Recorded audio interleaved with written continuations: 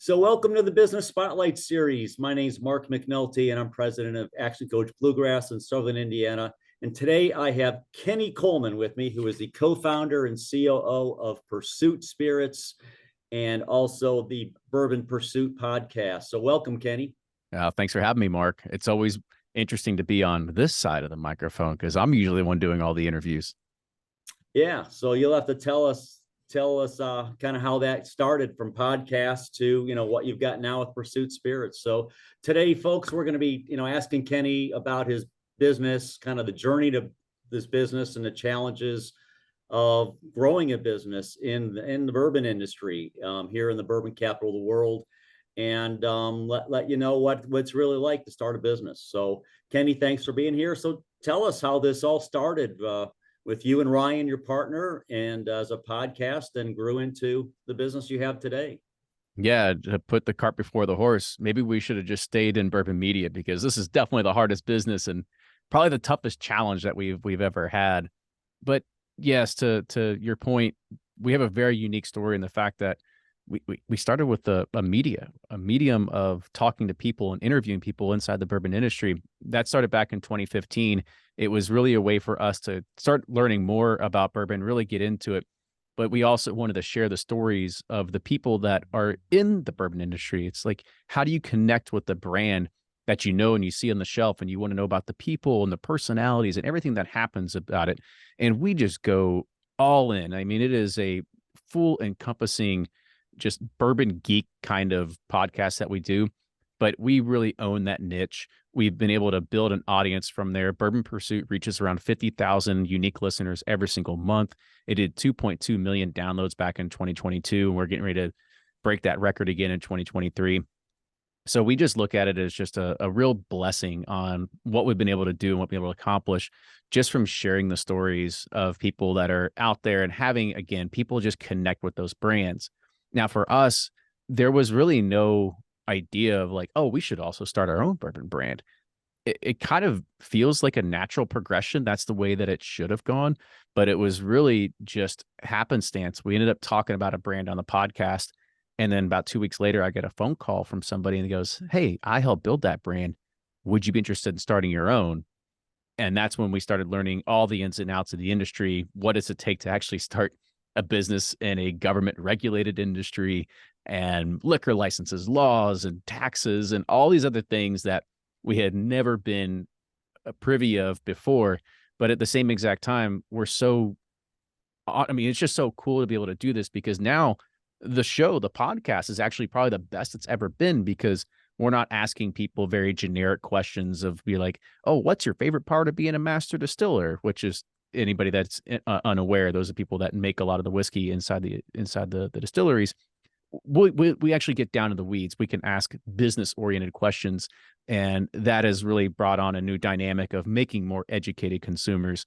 But it's been a fun road and a good challenge. So we actually started our own bourbon business back in 2018, a few years afterwards, but we didn't really start taking it, I'd say, quote unquote, seriously, where we started bringing on a lot of money, a lot of funding, I guess, a lot of debt to be able to buy a lot of whiskey and being able to put out products that are now on store shelves in 9 states across the country, with more to grow here over the next few years too. Awesome. So you've got a partner. Kind of, how do you and Ryan kind of split the duties? Yeah, we're a very good partnership, very yin and yang. Ryan is definitely good at building relationships. He's definitely got I'd say the superior palate. He takes the master blender role in what we do. I am very much, I come from a technical background. Ryan and I, we actually still have our day jobs trying to build this thing and make this side hustle a real position and a real business for us. And I come again from the tech side. So I am very process focused, very process oriented.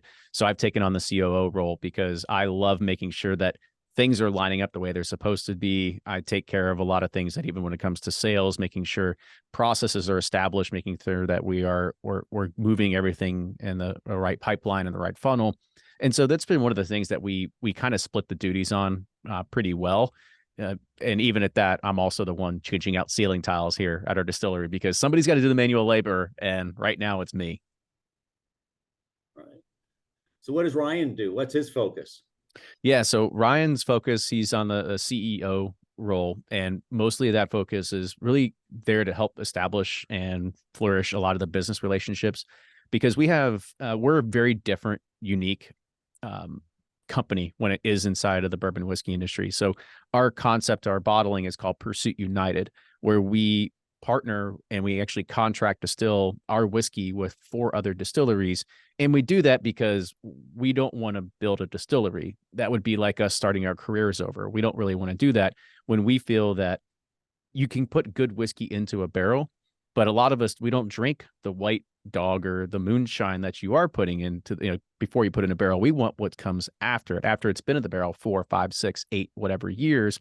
So we really look at the maturation and the blending process is really our key factor. And as a part of that, we blend all these different distilleries together. So he takes on the role of making sure that we keep these relationships going well with our established contract distillation partners, finding other new partners. He also leads some of the sales initiatives as well, because as a part of this business, you do have to work with distributors. I think that's probably the hardest thing that we've learned getting into the whiskey industry, is that your customers are 2 steps removed from you. You can't sell directly to them. It's illegal to actually do that. So if somebody in Wyoming wants to buy our product, unfortunately, you can't. And if even somebody in Kentucky wants to buy directly from us, up until recently, we really couldn't do that either, because I have to get a distributor that wants to carry our product. So I got to convince them and sell them why they should go do it. And they have to go and sell it to the retailer, and the retailer has to be sold onto it before they even try to push the product into the market or onto another customer. So you have multiple layers that you removed. And so it's a continual educational hurdle of making sure that you have your distributors and your retail partners, that they understand the product. And it's really hard for a small business because we don't have the sales force to actually go and say, let's go ahead and, we'll staff people in every single major market, and they go to liquor stores and they go and introduce themselves and they make sure that product's on the shelf. Like, we just can't do that. So we've had to be very nimble and very, I guess you could say, startup-ish in regards of how we've been able to do that. And we've really leaned a lot on our existing community that we built through Bourbon Pursuit to be able to build this brand ambassador program. So I kind of lean on that. I take care of our brand ambassador program. Ryan takes care of a lot of the sales and orientation. We both take on a role of marketing. It's very much just who wants to wear one of the 15 hats today. That's definitely what we have to do to make this successful. Okay. So you touched on it a little bit, but I want to bring it out a little more clearly to people who don't know you and what you're doing. But, there's a lot of, bourbon distillers out there and blenders and all that. So what is it that makes you special? What is it that makes Pursuit Spirits, stand out in your mind? Yeah. Thank you for teeing that up. That's always one of the things that we are always evolving and talking about our story and making sure that when we really got into this, we wanted to make sure that we are different, because Mark, you know this as well as anybody else, because I know you're big into bourbon, but anybody that's not big into bourbon, if you understood what happens in what's called the bulk or the sourced whiskey market, there's really only like 2 or 3 distilleries that make a load of the whiskey that's on the shelf that you do see. And once you get smart and you understand exactly like what are the distilleries, who are the ones that, and that's not to say it's anything wrong, but there's 6 major distilleries that are in Kentucky, and they all have maybe 3 or 4 different mash bills they make, but they make 50 to 75 different labels. And so the shelves are just littered with that. Or there's this other distillery that's in Southern Indiana that makes a ton of rye whiskey. It also makes a ton of bourbon, and it's all the same whiskey that's just bottled differently. And that's what a lot of people in the bulk or sourced market, that's what they do. They just basically try to spin a story on it. For us, we really saw that and we said, we are not going to be one of those brands. We need to make sure that we create our own unique flavor profile. How are we going to be different than somebody else that's there in the market? And that's where we kind of get back into your former point there about talking about blending. So instead of us just buying one particular bourbon from one particular distillery and putting that in a bottle and repackaging it, well, we would be competing directly with that distillery. Or if that distillery was to sell that whiskey to somebody else, well, our whiskey is no different than what's in another bottle. So we wanted to make sure we had that differentiating factor to know that our whiskey can't be replicated by anybody else. So by blending, what we are able to do is we have our own proprietary ratios. We have our own proprietary formulas. We actually do our own contract distillation now. So we're not buying on the source market instead, where we have 4 different partner distilleries that make everything to our spec. And so by doing that, we can guarantee that our whiskey will be different and unlike anything else that is out there on the market. A lot of people, they buy some stuff and they'll either like rebarrel it or rechar it or just do something that's slightly modified. We kind of started from the ground up and built it from there, knowing that we don't have to worry about anybody else coming in and trying to compete with our flavor profile, because ours will always be different than anything else that you can get on the shelf. Mm-hmm. Okay, awesome. Thanks. So I knew some of that, but even some of that's new to me too, as well. So appreciate you sharing that. So what's something else that you wish people understood about your brand? Oh, wow. I like that question. I think that the one thing that we want to get people to know about our brand is like, who's it coming from? Because it's a lot easier to kind of look at a brand on the shelf. Let's say Maker's Mark, for example. Great whiskey. But do you know who made that? Do you know what the story is behind the label? Do you know exactly who put that together, the packaging? I think for what we look at is like, we want to put a better name to the word craft, because makers, for all better intents and purposes, and a lot of them, it's a huge factory and they make a ton of whiskey. They put a bunch of bottles out there. They're an international brand, and you can't get that way by having a touch point at some point or another. So having the podcast, I feel that puts us in a very unique situation where people can trust us in regards of knowing that whatever we put our stamp of approval on, like, who's behind it. You don't know who's behind your bottle of Jim Beam or Maker's Mark or anything like that, because they're pumping out hundreds of thousands of bottles every single day. We're still always going to be a very boutique brand. And the way that we have to do everything right now is we have to taste every single barrel, because the way that whiskey works and bourbon works is that, let's say you want to do a quote unquote small batch. And Mark, you probably know this too, is that there's no actually legal definition of the word small batch. So small batch by Maker's Mark standards could be 10,000 barrels. It could be 100. For us, our regular batch size is around 10. And you don't get consistency until you are doing hundreds of barrels at a time. So we have to make sure that we taste every single barrel and it fits a flavor profile that we are going to try and align and make it as consistent as possible. It will never be always consistent because of how small and unique that we're doing. But for us, we look at that and we say, like, well, now I know that if you're going to try our product and you come back again, you're going to have a slight variation. You're always going to be finding something brand new in our whiskey every single time you try it. Now, as much as I'd love to say, like, oh, you loved it once, well, just buy it 100 times, you're always going to love it. But we can't do that. And I really hope that we give people that sense of adventure when you are trying to find whiskey and find something that really speaks to you. Because for us, we're always going to be able to position it as a way that you're going to come back to it and you're going to be like, listen, I really love this once and I'm going to come back to it again. It might be a little bit different. I hope I like it just as much, or maybe even more than I liked it last time. So, yeah. So marketing, you guys are doing kind of almost like the definition of guerrilla marketing, right? Obviously, the podcast has been a big marketing tool. So what other types of marketing are you doing that are working for you? How else are you getting yourself, in front of the bourbon drinking public? Yeah, the podcast is definitely the first and foremost way to do it. We already had that established brand with Bourbon Pursuit, and we already had the footprint of existing users that were out there, or listeners. I come from a tech background, so we always say users. And we've always had to try to figure out, well, what's going to happen? Like, how are we going to sell that next bottle? Because we did look at it and we kind of, I don't want to say we saturated our existing audience, because we have not even tapped a percentage of it. We looked at it and we said, oh, we've got these people, like, they'll buy a bottle. That's not really the case. And not only that, is even the amount of bourbon drinking population that's out there, there is, if you're listening to our podcast, you are a fraction of the bourbon drinking population. We always call it like the 1%ers of bourbon, because you're really into it. But that's not how the other 99% of people think. They just want a good bottle that tastes good and costs the right amount that they're willing to spend for whatever it is. they're not really into, they don't care about the char level. They don't care about all these different things that we go really, really nerdy over. So for us, we had to try to figure out, well, how do we break into that broader consumer market? And we've been able to, thankfully we have the podcast. We swap advertisements in newspapers and trade magazines and all this other kind of stuff, and be able to do that. And then you'll hear advertisements on Bourbon Pursuit.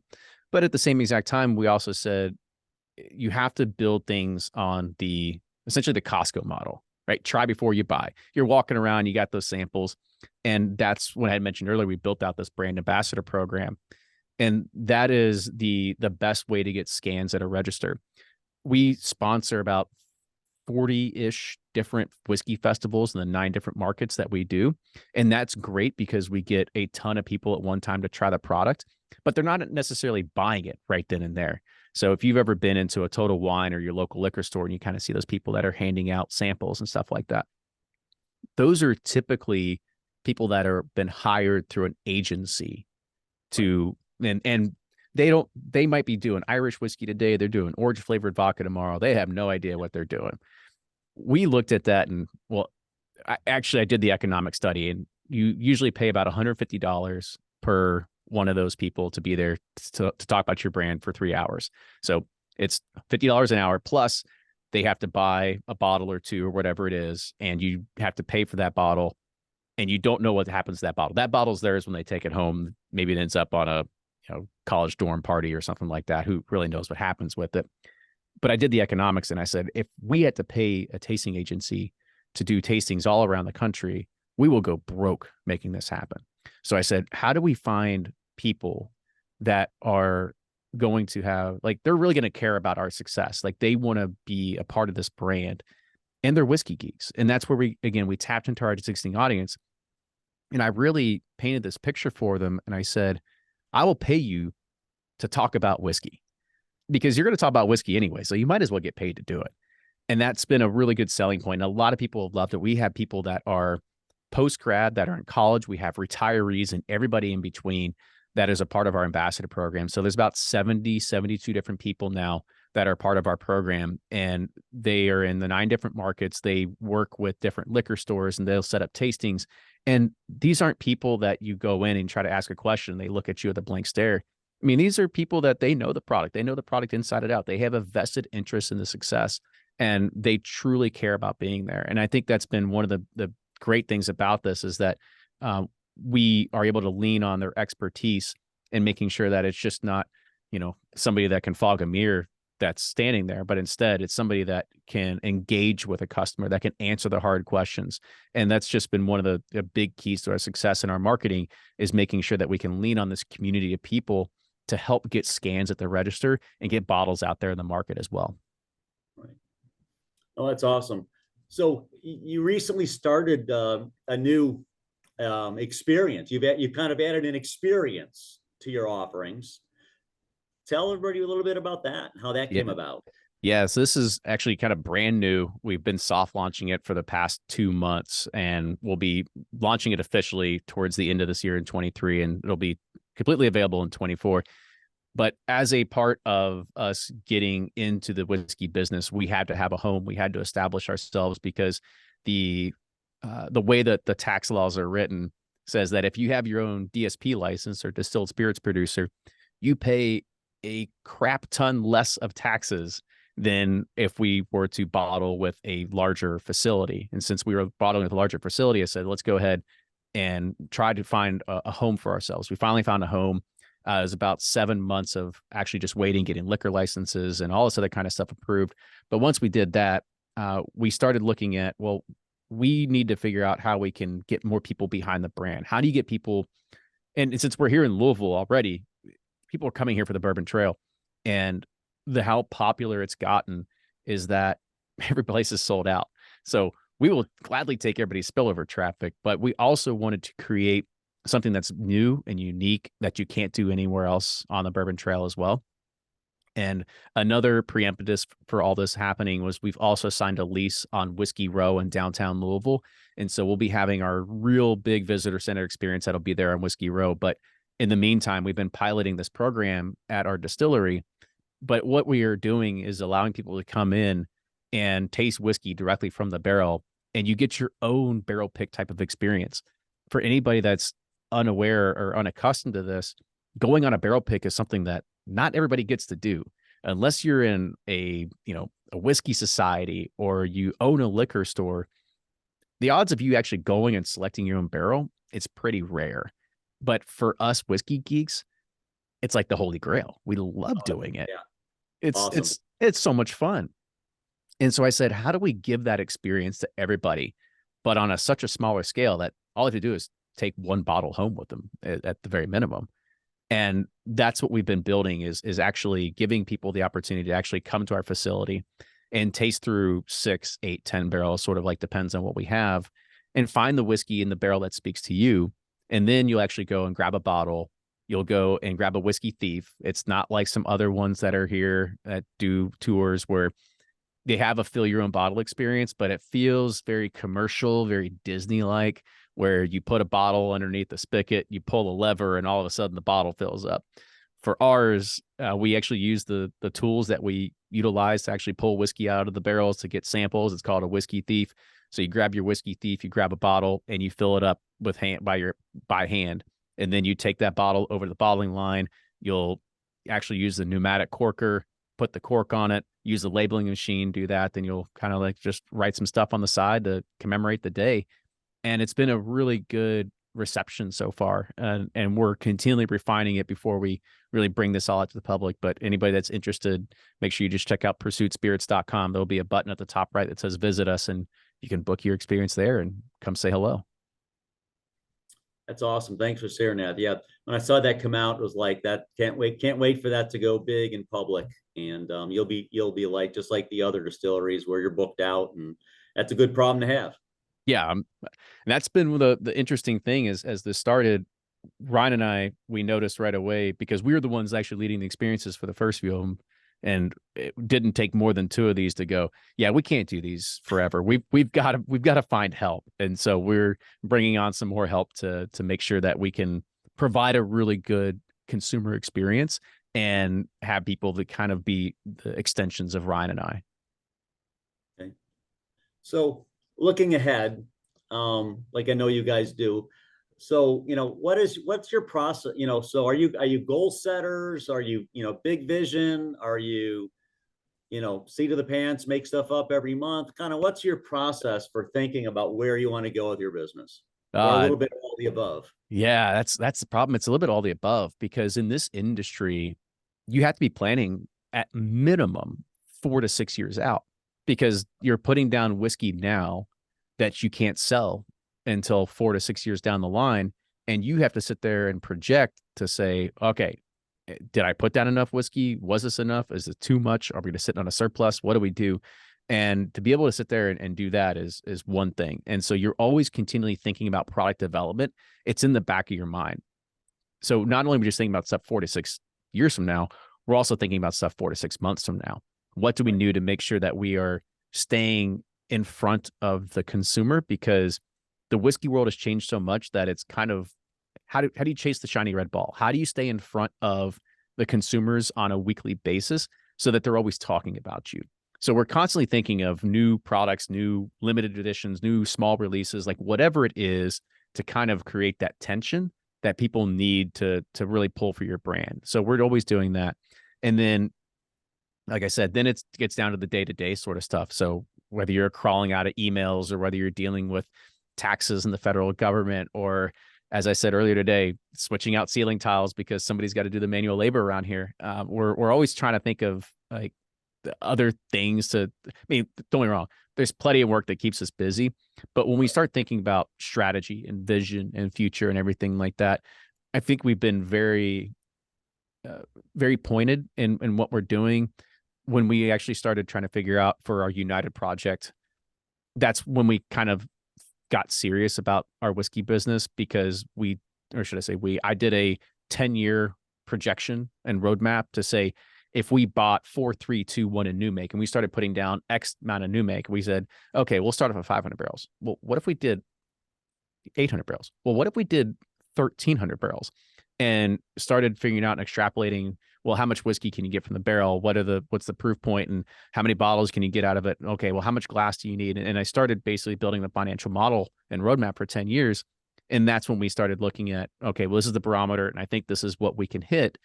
And this is where also we can hit by just having us manage it, because we have no outside investors right now. It's just Ryan and I doing it and making sure that we don't need to take any outside investment unless we really need it. But for us, we looked at that as kind of like, this is the projections of where we can go. And now we just have to make sure that we are going by that, because the banks want to make sure that we're going by that as well. Because now we're taking out essentially asset-based loans on all of the barrels, which is a fantastic business model because it's an appreciating asset. So, you make a $800 barrel of new make today. In a few months, it's worth $1,000. In 2 years, it's worth, 18 to 2,000. So it continually appreciates, but the banks want to make sure that you're hitting your sales goals and your sales numbers as well, to make sure that you can keep lending against those barrels too. Okay, awesome. So where do you and Ryan see the business 5 years from now?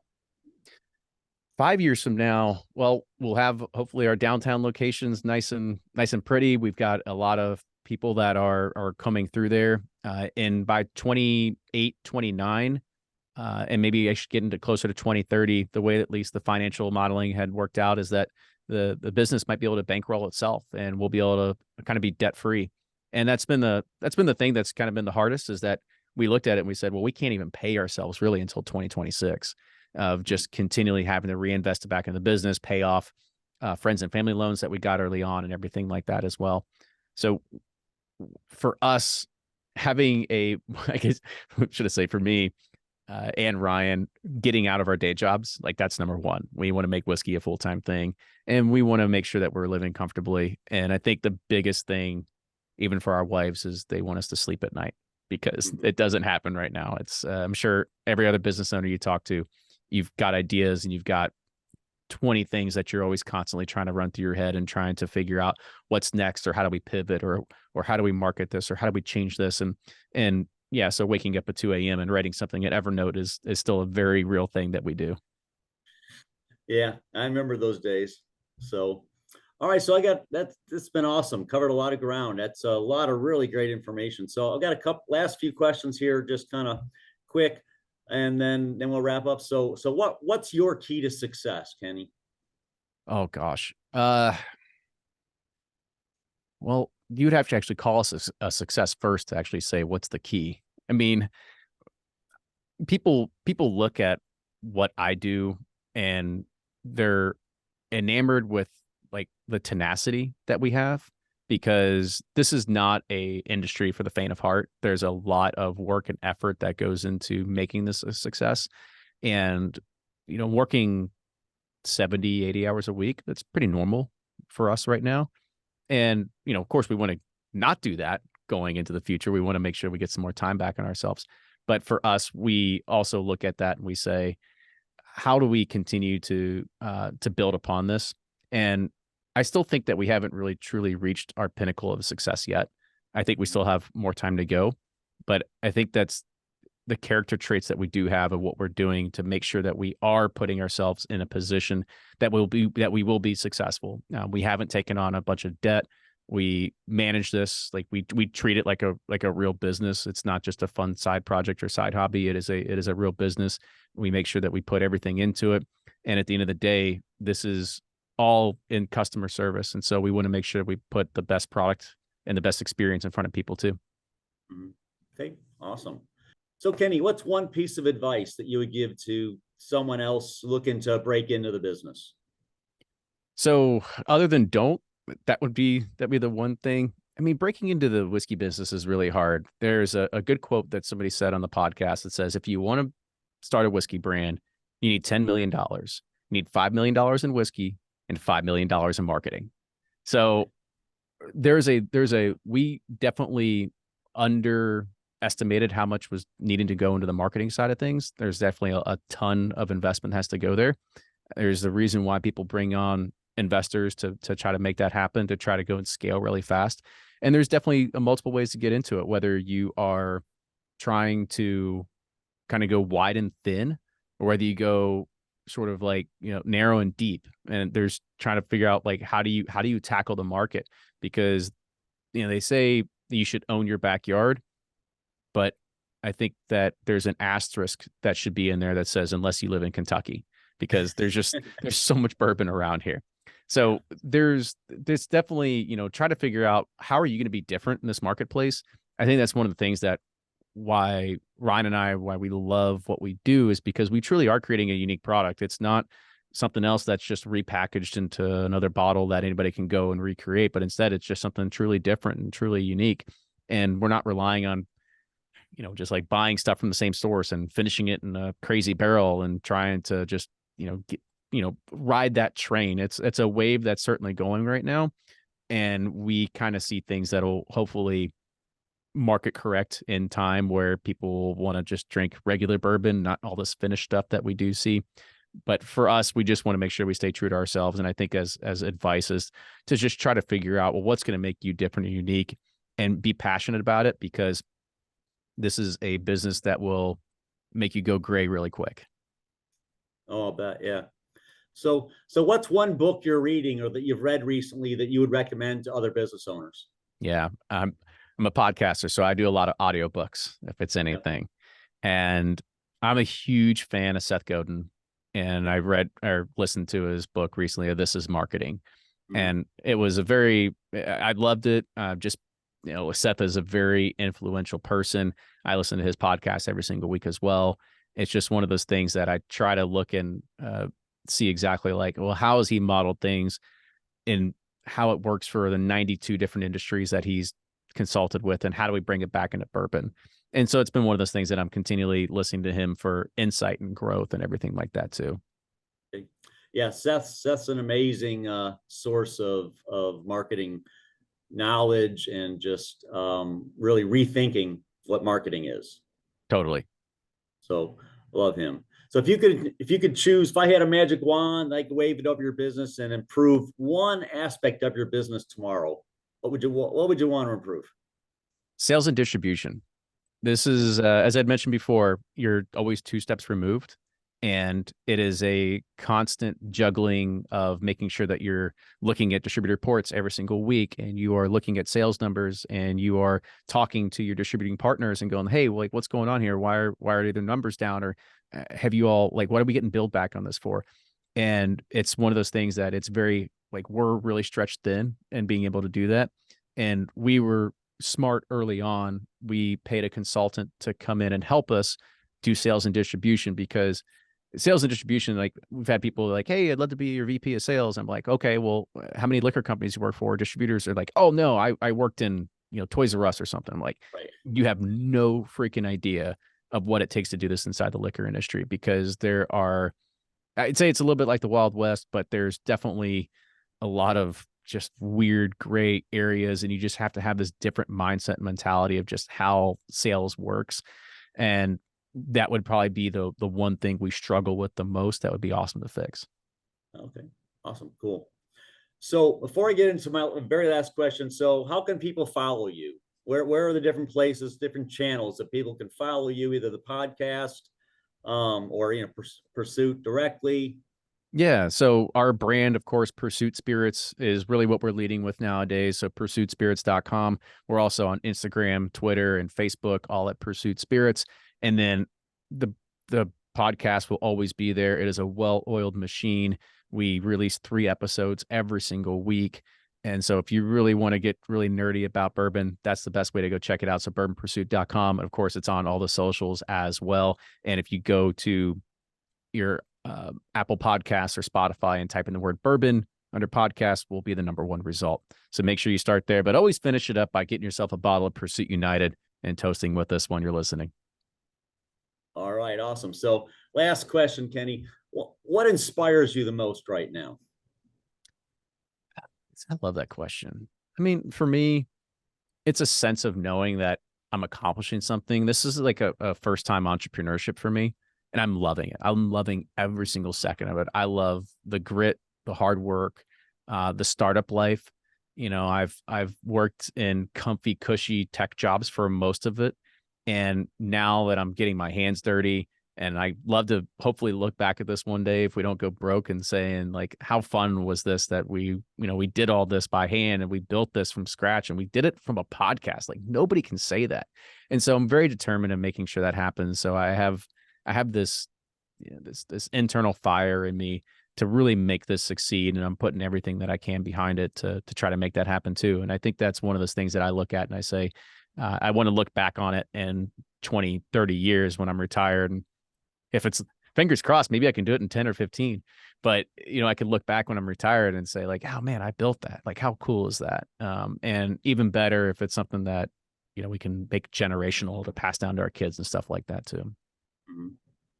Awesome. Awesome. I love that. Well, thank you so much. Ladies and gentlemen, this has been Kenny Coleman, co-founder, COO of Pursuit Spirits, and also the Bourbon Pursuit podcast, which you have to listen to if you want to learn about bourbon. It's amazing. Kenny, thank you for being with us. And listeners, thank you so much for listening in today and watching us. It's been a pleasure. And go ahead and subscribe to our channel so that you can get every single interview as it comes out. So Kenny, thank you for being on here today and for sharing your wisdom and your thoughts and your amazing story. I appreciate it, Mark. Thanks for letting me be on this side of the microphone. All right. Thanks a lot. All right.